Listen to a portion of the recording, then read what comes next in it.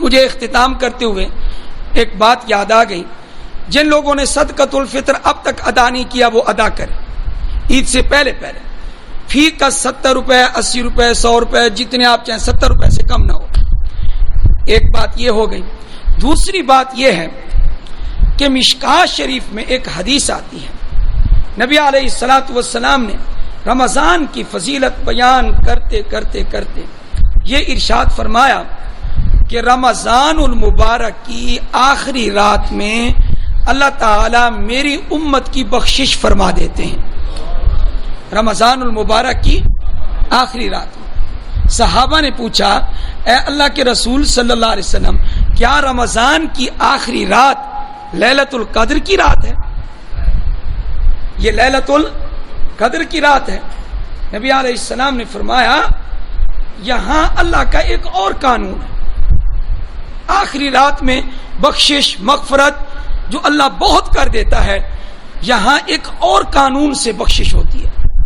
وہ قانون بھی ارشاد فرمایا لیلۃ القدر کی رات ضروری نہیں کہ وہ آخری رات ہو، وہ تو 21 23 25 27 29 تک راتیں ہیں، آخری رات میں اللہ کا ایک اور قانون گردش کر رہا ہے، حرکت میں آ رہا ہے۔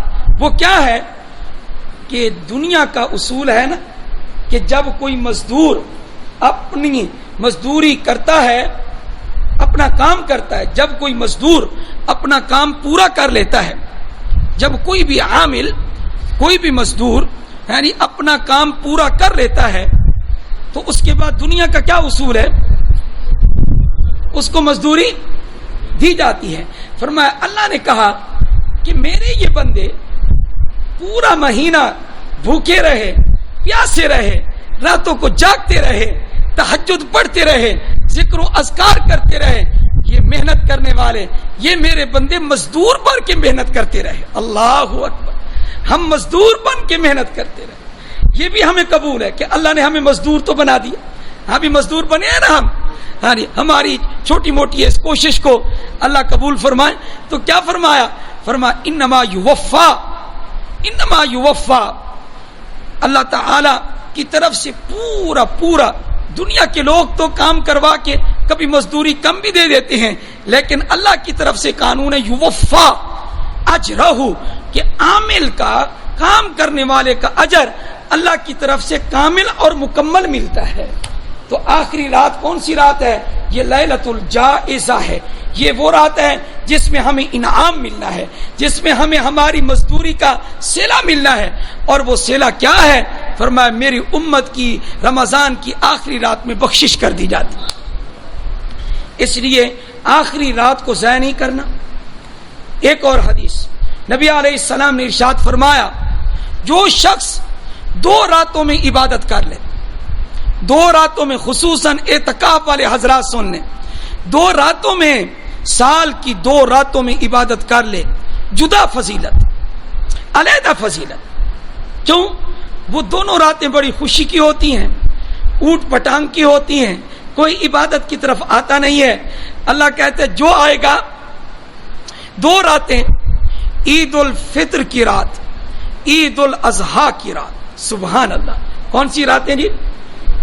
عید الفطر اور عید الاضحیٰ، یہ 2 راتیں سال میں جو میری عبادت میں گزارے، ساری نہیں گزار سکتا، یہ عشاء کی نماز، صبح کی نماز، نمازیں با جماعت پڑھے، جتنے نفل پڑھ سکتا ہے، عبادت کرے، کچھ نہ کچھ تو عبادت کرے۔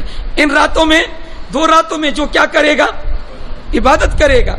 فرمایا میں اس کو انعام یہ دوں گا جس دن دل مردہ ہوں گے اس کا دل زندہ ہوگا۔ وہ کون سا دن ہے؟ قیامت کا دن۔ قیامت کے دن اس کا دل زندہ ہوگا، یہ زندہ دل لوگوں میں اٹھے گا، اللہ اس کے دل کو مردہ نہیں کریں گے۔ تو دیکھو کتنی بڑی فضیلت ہے اگر اس رات کو ہم عبادت کر لیں۔ اب اپنی نیکی ظاہر نہیں کرنی چاہیے۔